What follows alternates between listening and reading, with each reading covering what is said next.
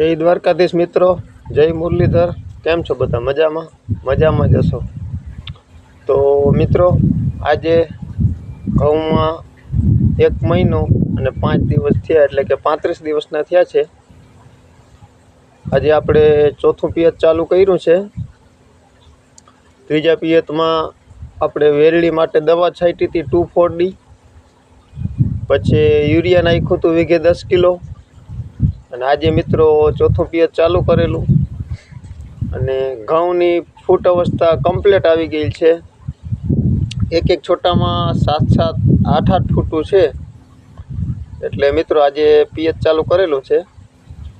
35 દિવસના થયા છે ઘઉં। અને આપણે ઘઉંની વેરાયટીની વાત કરીએ તો જે આપણે હમણાં 2 વર્ષથી નીકળ્યું ને, જે રિચેસ વેરાયટી 513, એ આપણે વાવેતર કરેલું છે અને વીઘે 18 કિલોનું વાવેતર કરેલું છે। ઘઉં અત્યારે તો મસ્તીના છે, બધા હાઈ ક્લાસ, કલર એકદમ હાઈ ક્લાસ છે। તો મિત્રો આજે તો બસ આટલું, મળીએ એક વિડીયોમાં।